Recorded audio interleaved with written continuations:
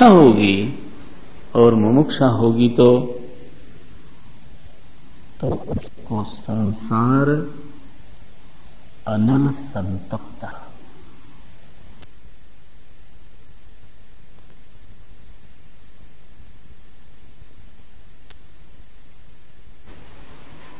उसको यह संसरण जो है आग की तरह सताने लगता है। अनल संतप्त अयम अधिकारी। बोले महाराज आप कह रहे थे प्रशांत चित्ताय, वो तो शांत है। बोले शांत है इसीलिए उसको संताप होता है, दुनिया का नहीं। जीवन ही स्वयं लगता है कि ये कोई बहुत वर्णीय चीज नहीं है। क्या है इसमें? जनन मरण आदि, जन्म मृत्यु जरा व्याधि दुख दोषानुदर्शन। ये दुनिया कैसी है? जन्म है, मृत्यु है, जरा है और बीच बीच में व्याधि है और बेवफाइयों से भरा हुआ ये संसार है। ये तो इस संसार में आके दीवाना हो जाए, कोई मस्ताना हो जाए तो वो पागल से कम कुछ नहीं है।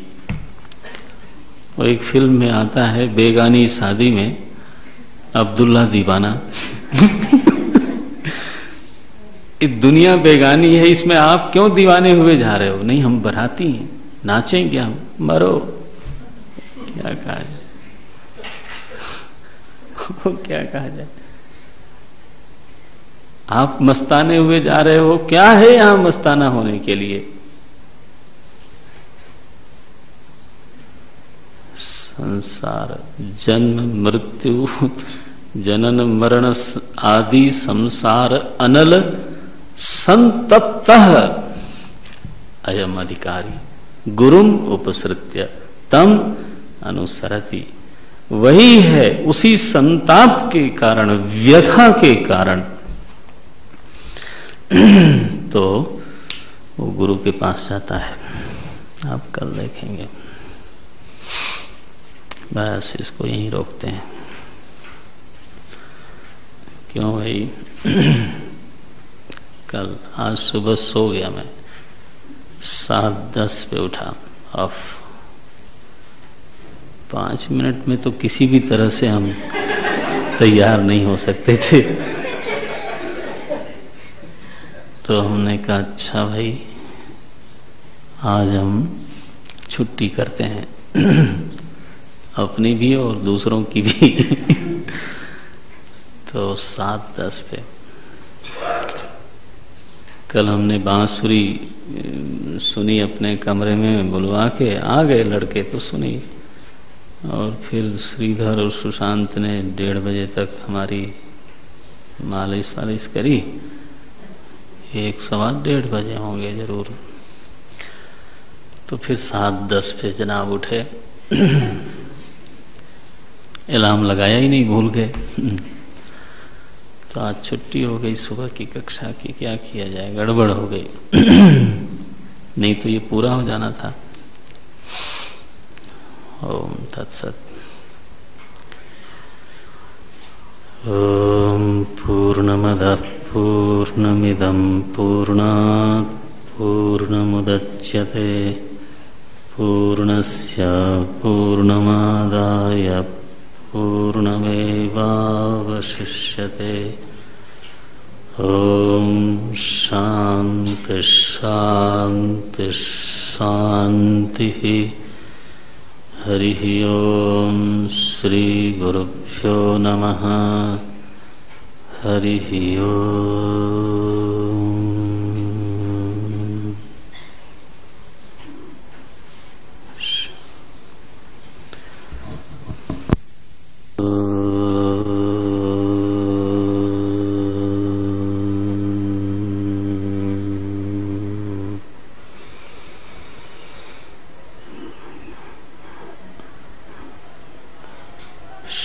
शांति शांति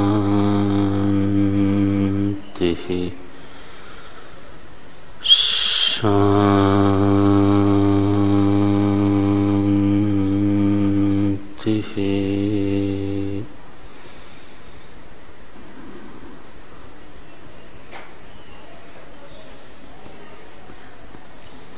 कारी गुरुम उपसृत्य तम अनुसरति। यह साधन चतुष्टय संपन्न अधिकारी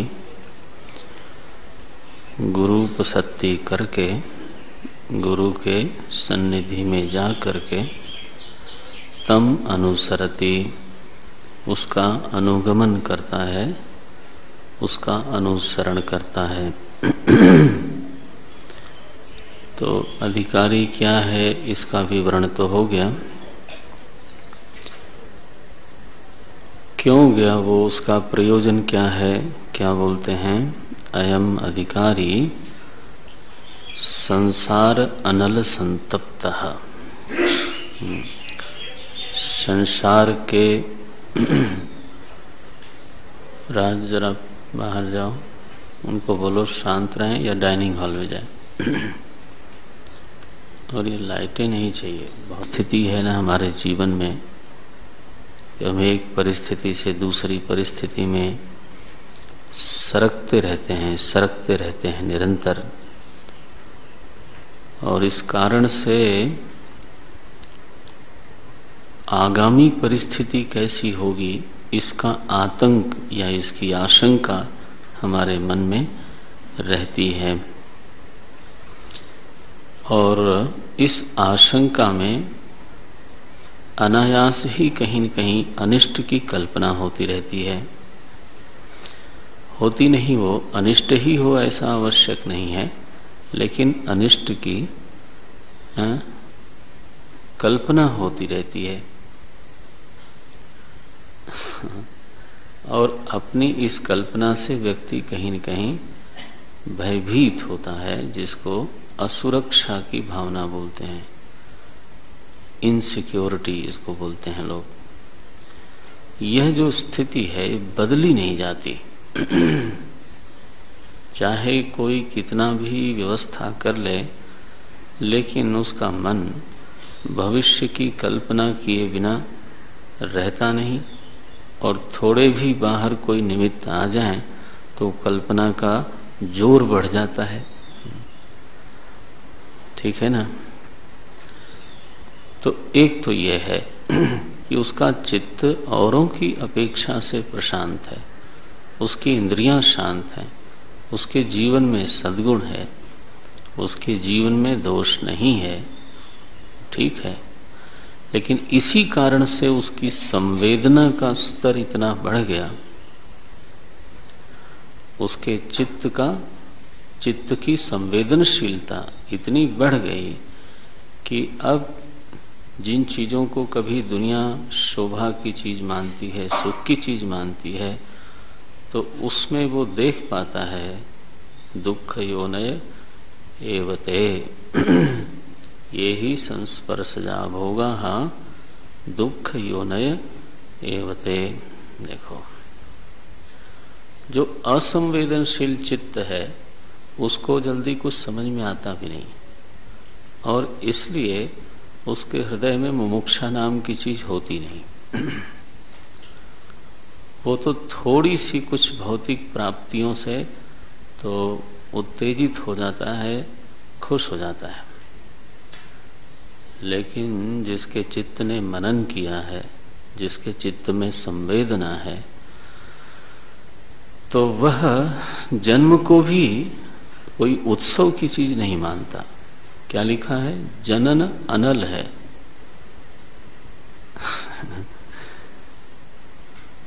साधारणतः दुनिया में क्या है, जन्मोत्सव मनाया जाता है। ठीक है, वो ठीक भी है, मनाना भी चाहिए। लेकिन गर्भ में एक जीव पड़ा रहा इतनी छोटी सी जगह में, और वो भी जेर से लिपटा हुआ। मैंने कल्पना, एक संवेदनशील मन जब ऐसी कल्पना करता है तो कहीं न कहीं वो अपने आप को ही सफोकेटेड अनुभव करता है, दो he is not in the वोम। संवेदना न हो तो कोई ध्यान नहीं जाएगा, लेकिन संवेदना हो तो आप कल्पना करो उस जीव की जो गर्भ में पड़ा हुआ है इतनी संकुचित जगह में और पूरी तरह से जेर से लिपटा हुआ है, उसका मुंह भी नहीं खुलता। मुंह खुले तो जेर अंदर चला जाए उसके मुंह के, सांस भी नहीं लेता वो, मालूम है। नाल जो माँ का होता है, उस नाल के जरिए उसका पालन पोषण होता है। 9 महीने और माता जी ने कुछ अटपटा खाना खा लिया तो ही जस्ट हेल्पलेस। अब हम कहें कि वो फील नहीं करता, आई डोंट नो उसका प्रमाण क्या है कि वो फील नहीं करता।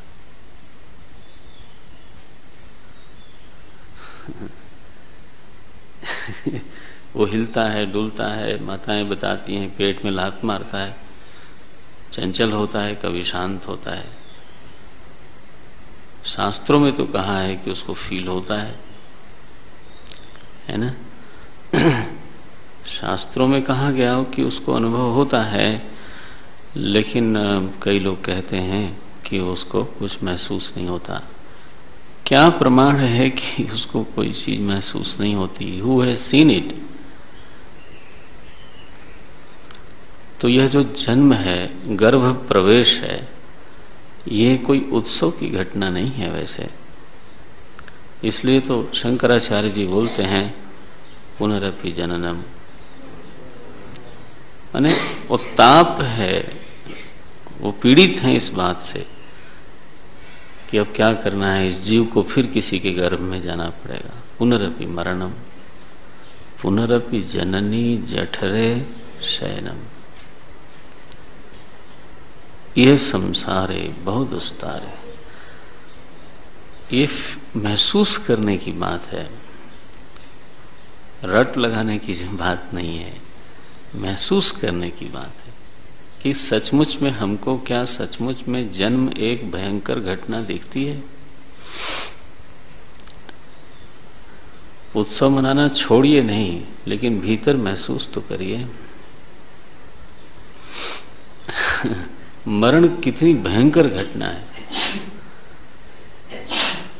मरण के पहले 1 वर्ष, 2 वर्ष, 3 वर्ष मरने की प्रक्रिया प्रत्यक्ष दिखने लग जाती है। उस व्यक्ति के सेंसेस, उसकी बुद्धि, उसका शरीर, है ना, जिस स्थिति में हो जाता है तो देखना चाहिए। बड़े यशस्वी लोग जिन्होंने अपनी युवावस्था में तो कहीं न कहीं अपना स्थान बनाया, उन्होंने, उन लोगों के बारे में हम सुनते हैं, जानते हैं और कभी देखने का मौका मिलता है तो मन तो हिल जाता है। मैंने सुना कि त्रिलोकीनाथ जी को स्मृति नहीं आती कुछ। वो चंडीगढ़ के इतने बड़े प्रिंसिपल थे, यहाँ चीफ एग्जेक्टिव थे। तो बड़ा यश है उनका। अगर आप चंडीगढ़ जाएंगे तो आपको पता लगेगा। Very capable person, lying like a vegetable. बहुत लोगों को मैंने भी देखा। तो ये जो जनन मरण शब्द है, ये कोई हल्का शब्द नहीं है। और आदि पद से आप व्याधि को पकड़ना, देह में जो आदि और व्याधि दोनों जीवन में आती रहती है, ये कोई बहुत वर्णीय स्थिति नहीं है, स्पृहणीय स्थिति नहीं है। आदि माने मानसिक व्याधि, मानसिक बीमारी आदि, और व्याधि माने शारीरिक बीमारी। संवेदना न हो तो ठीक है, संवेदना हो तो तब व्यक्ति को मुमुक्षा जागती है, मोक्षो में कदा भविष्यति। कभी ऐसा भी हो सकता है जब मैं इस पूरे चक्र से निकल जाऊं। क्या कभी ऐसा भी आएगा? संसरण समाप्त हो जाए, संसरण की अनुभूति न हो, आदि व्याधि जनन मरण जीवन के साथ ये सभी चीजें लगी हुई हैं। जीवन होगा तो ये सब चीजें होगी, अगर मैं देहधारी बनूंगा तो ये सब चीजें लगी रहेंगी। एक संवेदनशील चिंतनशील साधक अपने मन की प्रयोगशाला में 1000 लोगों का परीक्षण करता है, केवल अपना नहीं, 1000 लोगों का परीक्षण करता है, धनी का भी, गरीब का भी, मध्यवर्गीय का भी, युवा का भी, वृद्ध का भी। और तब बोलता है नानक दुखिया सब संसार। ये कोई ऐसा निर्णय नहीं है, ये प्रयोगशाला से निकला हुआ निर्णय है। 1000 लोगों से मिलता है, उनसे बात करता है। सभी लोग अपने अपने ढंग से गणित लगाते हैं, जीवन का गणित लगाते हैं, और सभी लोग चाहते हैं कि जीवन कैसा हो, सुखद हो। और दिखाई ये देता है कि गणित फेल है।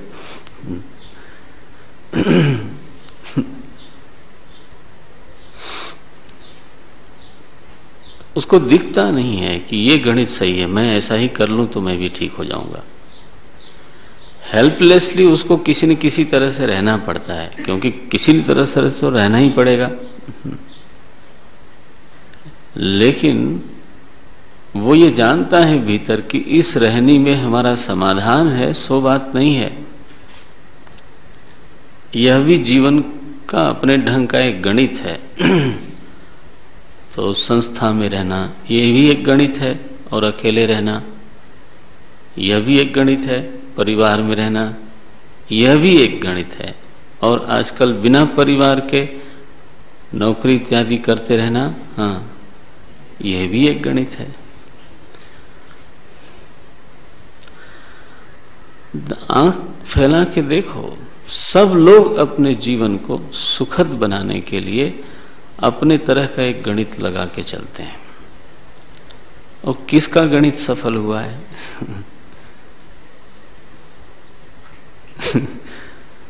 वो एकांत में रहने वाला साधु सोचता है संस्था होती तो बेहतर था। क्यों? तो सब कुछ व्यवस्थित है, देखो सिक्योरिटी भी होगी।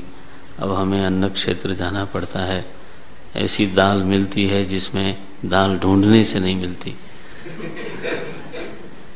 आप लोगों ने अभी देखा नहीं वो जीवन, कुछ लोगों ने देखा है, इसलिए हम साल भर में 1-2 बार जरूर उधर जाते हैं। भिक्षा नहीं मांगते, आज तक नहीं, हिम्मत ही नहीं पड़ी, लेकिन लाते हैं साधु लोग, तो देखता हूं मैं।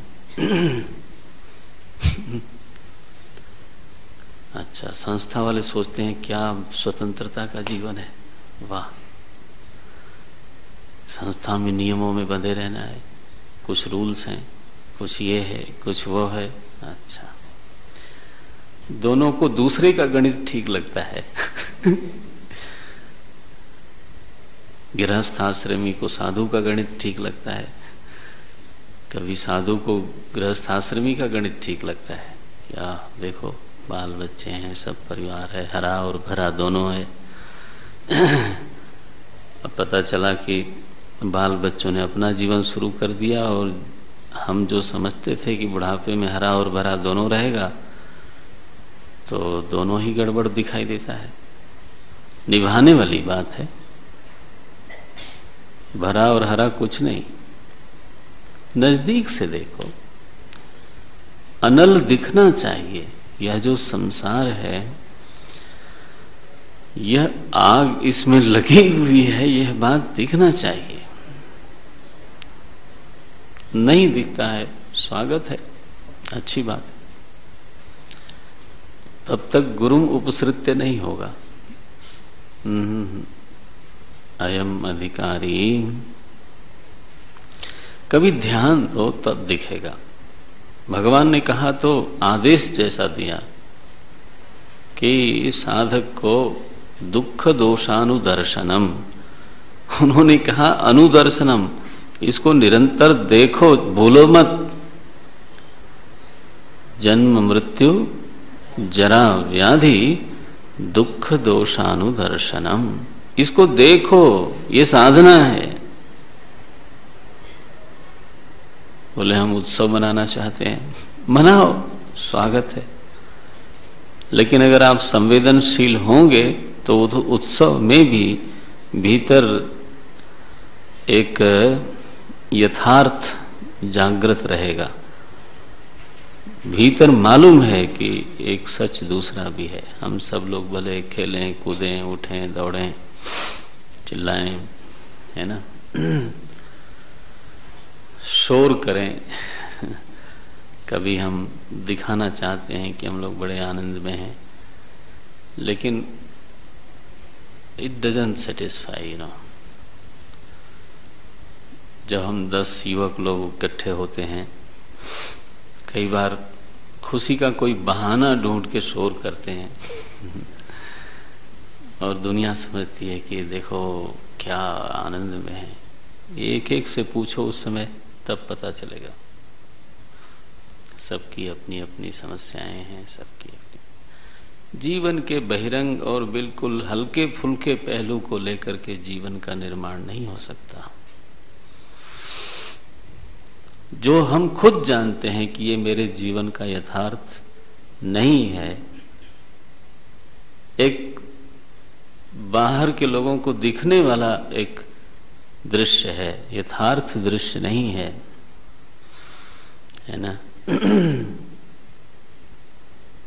जीवन का निर्माण यथार्थ की नींव पर होना चाहिए, और होता ही है। आप चाहे शोर करो, चाहे और कुछ करो, आप स्वयं उसमें संतुष्ट नहीं होते। हाँ, निभता है, ठीक है, चलता है, ठीक है। क्यों चलता है? क्योंकि और कुछ है नहीं, कोई ऑप्शन नहीं है हमारे पास, इसलिए चलता है। क्या संसार अनल अनल संतप्त।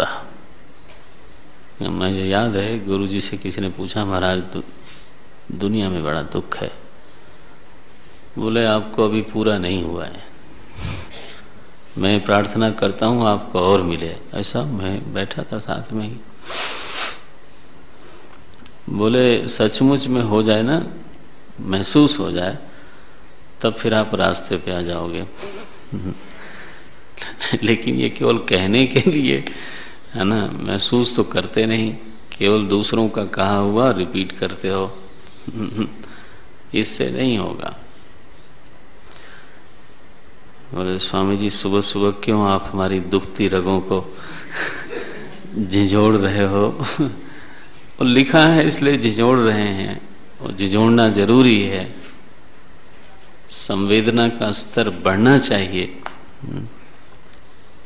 मीरा ने कहा रहना नहीं, देश बेगाना है। किस लिए कहा? वो तो राजरानी थी, आप और हमारी क्या बात है। उनका गणित तो बहुत बढ़िया था।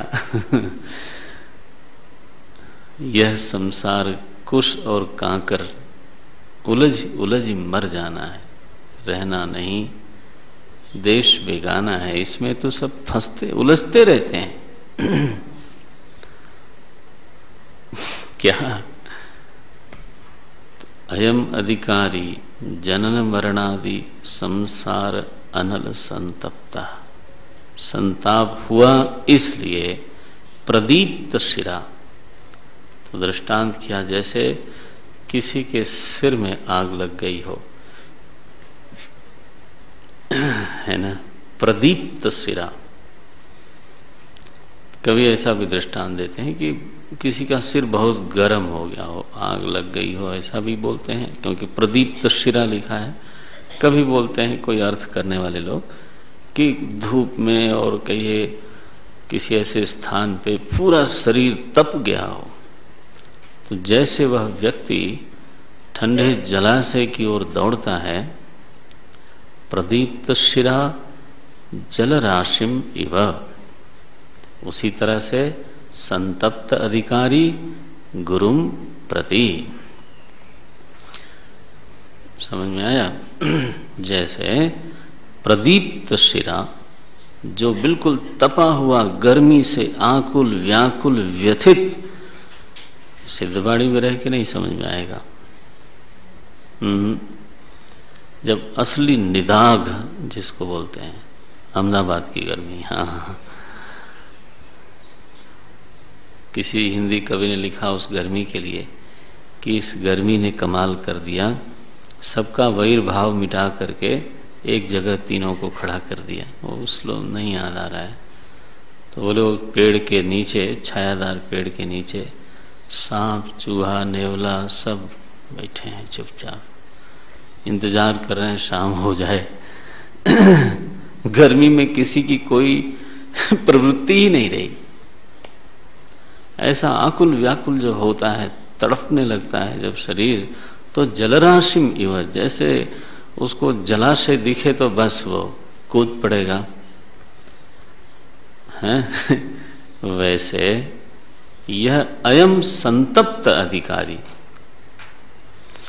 अयम मुमुक्षु हो, अयम अधिकारी, जैसे वो जलराशि की ओर गया वैसे यह गुरु के पास गया। अयम अधिकारी जनन मरणादि संसारानल संतप्तः गुरुम उपसृत्य, तो गुरु के पास गया। कैसे गया, विधि क्या बताई? तो जाने की विधि क्या है, उसके लिए एक शब्द है उपहार पाणी। अब गुरु के पास गया तो साथ में कुछ उपहार लेके गया। ये हमारे यहाँ विधि है, नियम है कि महात्मा के पास, गुरु के पास, राजा के पास, मंदिर में देवता के पास खाली हाथ नहीं जाना चाहिए। रिक्त पाणिर्न सेवेत राजानम देवताम गुरुम, राजानम देवताम गुरुम रिक्त पाणिर्न सेवेत। तो बोले ये तो विरक्त है, तो ये उपहार लेकर के क्या आवेगा? तो बोले उपहार में कोई पदार्थ का नाम नहीं लिया गया, उपहार एक प्रतीक है, सम्मान का, विनय का, समर्पण का, सेवा का। उपहार एक प्रतीक है। पुष्प का उपहार लेके गए तो वो क्या है? उस पदार्थ का कोई बहुत उपयोग नहीं है किसी के जीवन में।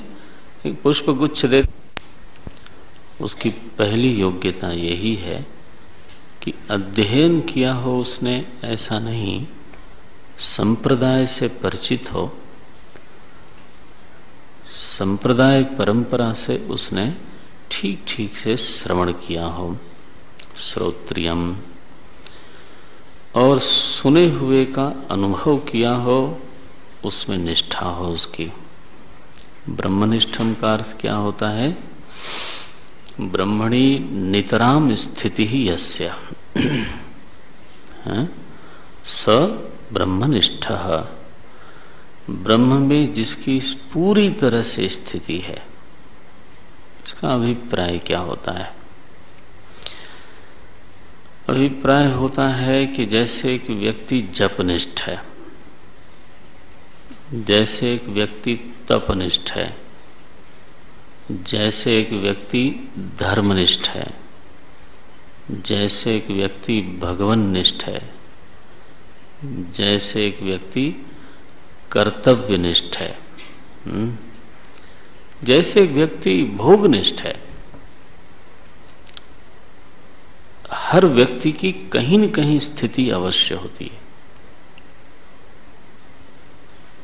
ब्रह्मनिष्ठा को आप एक कोई बहुत रहस्यमयी स्थिति है ऐसी कल्पना मत करना। कल्पना करने की जरूरत नहीं है। थोड़ा आप समझो उसको। हैं क्या बोलते हैं, मैंने क्या बोला कि हर व्यक्ति की कहीं न कहीं स्थिति अवश्य होती ही है। आपकी, हम जितने लोग बैठे हैं सबकी स्थिति कहीं न कहीं जरूर होगी। हाँ, संभव है कि एक जगह से ज्यादा जगह हो, लेकिन जो सचमुच में जपनिष्ठ होता है वो अपने जीवन की सारी स्थितियों के साथ जप को औषधि के रूप में प्रयोग करता है, समाधान के रूप में प्रयोग करता है। ईश्वरनिष्ठ कोई व्यक्ति है, क्या मतलब है उसका कि वह किसी भी प्रकार की परिस्थिति हो जीवन में, किसी भी प्रकार की घटना हो जीवन में, वो ये मानता है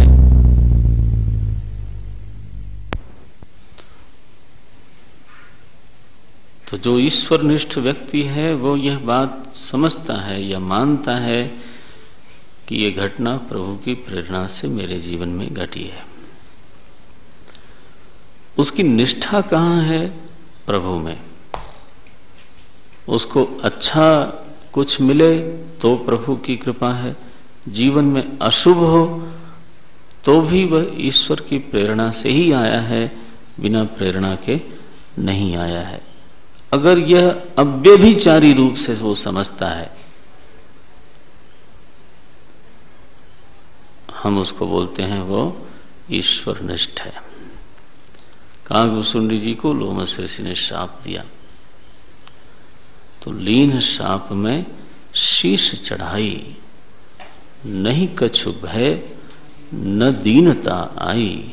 क्यों नहीं आई? सुनो तात नहीं ऋषि कछु दूषण, उर प्रेरक रघुवंश विभूषण। बोले वो लोमस ऋषि का कोई दोष नहीं है, वो तो उनके हृदय में तो मेरा प्रभु बैठ के उनसे ये कहला लिया उसने। क्या है ये? ईश्वर निष्ठा है, इसको शरणागति बोलते हैं। जैसे धर्मनिष्ठ व्यक्ति महाराज युधिष्ठिर कैसे हैं? वो धर्म माने कर्म होता है। हाँ, धर्म का अभिप्राय क्या है? कर्म। धर्म मीमांसा माने कर्म मीमांसा। तो कर्म में ही अगर निषिद्ध कर्म इत्यादि हुआ तो अधर्म कहलाएगा, और कर्तव्य कर्म हुआ तो धर्म कहलाएगा। धर्म माने ईश्वरवाद नहीं, धर्म माने कर्म। तो जो धर्मनिष्ठ थे महाराज युधिष्ठिर, अब वो अपनी हर परिस्थिति को धर्म से ही हल करना चाहते थे और हल करते थे। उनका पूरा विश्वास था कि अगर हमारे पक्ष में धर्म बना रहे तो धर्मा रक्षति। अगर हमारे जीवन में धर्म सुरक्षित है तो सब सुरक्षित है। अगर हमने धर्म खो दिया तो फिर हमको बचाने वाला कोई नहीं होगा, यहां तक कि भगवान भी नहीं। आखिर भगवान किसी एक व्यक्ति का मुख देख के तो उसको बचाते नहीं। आखिर भगवान पांडवों के पक्ष में इसलिए नहीं थे कि वो उनके फुफेरे भाई थे। ऐसे तो फिर अपने परिवार को ही नष्ट कर दिया प्रभु ने। फुफेरा भाई क्या होता है? भगवान को कोई भाई भतीजावाद नहीं करना था। भगवान पांडवों के पक्ष में इसीलिए थे क्योंकि पांडवों के पक्ष में धर्म था। तो युधिष्ठिर की धर्मनिष्ठा इतनी पक्की है कि वो उनके विवेक के अनुसार जो धर्म है वही वो करेंगे, चाहे उसमें अपयश हो चाहे उसमें पीड़ा हो। दुर्योधन के आवाहन पर उनको द्यूत खेलना पड़ा, ये उस समय के राजाओं का धर्म था। हाँ, नियम था कि युद्ध में और द्यूत में अगर आवाहन किया जाए तो आप पलायन करते हो तो आप क्षत्रिय नहीं हो। युद्धे चाप्य पलायनम, यह नियम था। तो जिसने आवाहन किया है या तो वो बंद कर दे द्यूत को, या जो सम्राट है वो मना कर दे। इसलिए विदुर युधिष्ठिर को नहीं कहते कि अब द्यूत बंद करो। विदुर हमेशा धृतराष्ट्र को बोलते हैं कि महाराज आप बंद करवाइए, महाराज आप बंद करवाइए। युधिष्ठिर तो धर्म से बंधे हुए हैं, उनका सर्वस्व जाता है जाए, धर्म तो रहेगा ना। धर्म रहेगा तो फिर सर्वस्व वापस आएगा, आया भी।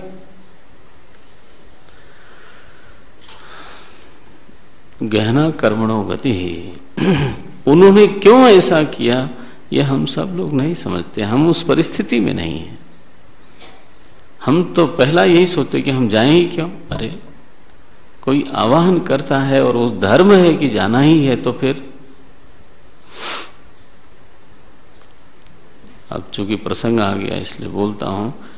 रूस में पहले एक जीवन मूल्य हुआ करता था सामंतों में, द्वंद्व युद्ध का, ड्यूअल वार, है ना, सुना होगा ड्यूअल वार। कि अगर हमने कह दिया कि आई चैलेंज यू, तो आपके पास ये विकल्प नहीं है कि आप कहो कि नहीं मैं नहीं लड़ूंगा। No, then you have to fight with मी।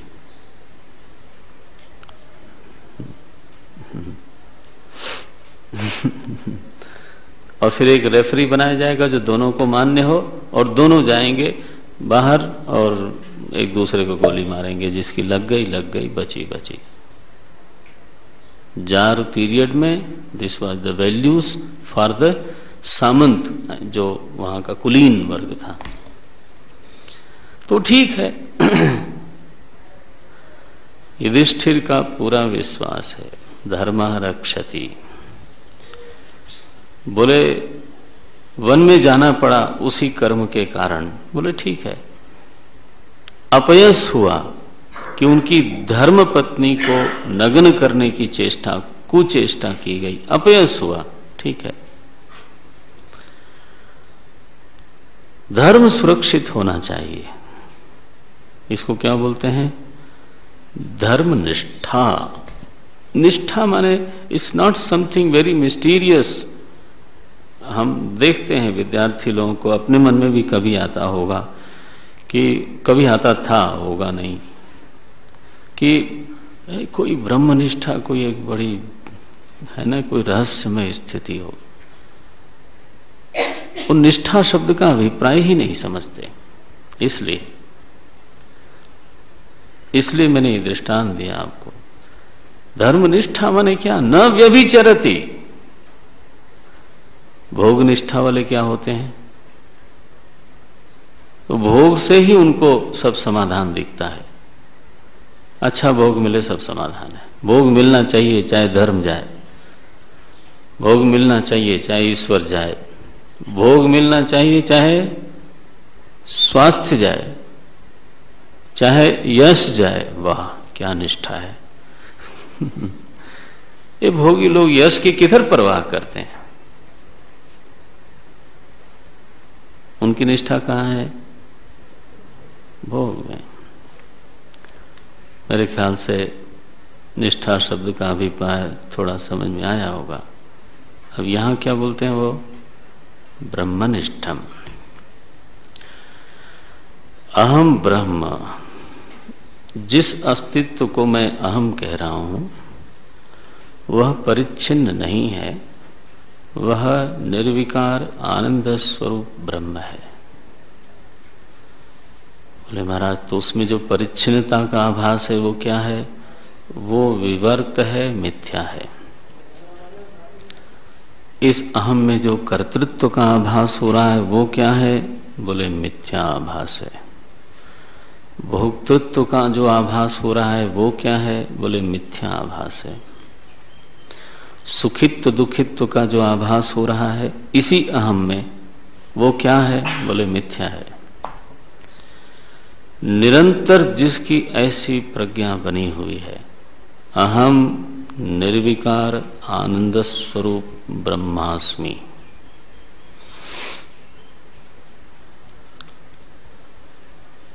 ऐसी निष्ठा है, और फिर परिच्छिन्नता जो अहम में आरोपित है या आभास होती है, उसका उसने क्या किया? उसने बोला मिथ्याकृत्य।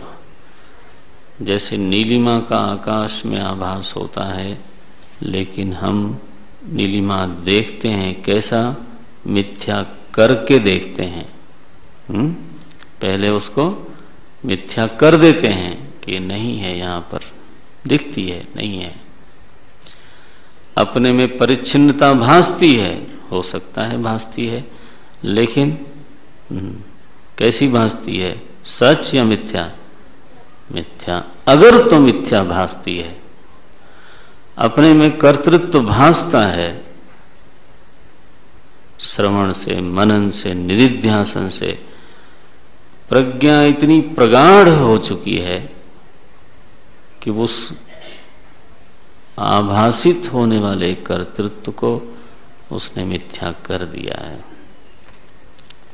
कर्तृत्व भासता है आकाश में नीलिमा की तरह, भोक्तृत्व भासता है, गलत है वो। सुखित्व भासता है, दुखित्व भासता है, विकार भासते हैं। किसमें? किसमें? अहम में। भासने की मनाही नहीं है, सत्य भासने की मनाही है। आपको कैसा भासता है? वेदांत का प्रतीति से कोई विरोध नहीं है, सत्य प्रतीति से विरोध है।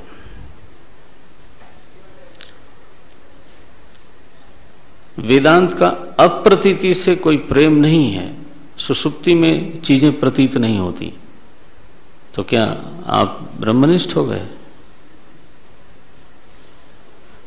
अप्रतीति से वेदांत का कोई विशेष प्रेम नहीं है कि मुझ में परिच्छिन्नता प्रतीत न हो, कर्तृत्व प्रतीत न हो, भोक्तृत्व प्रतीत न हो।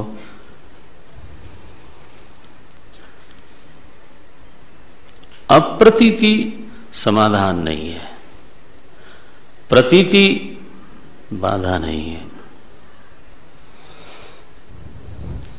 क्या स्थिति है? क्या होना चाहिए कि यह जो सत्य प्रतीति है, बस ये नहीं होनी चाहिए।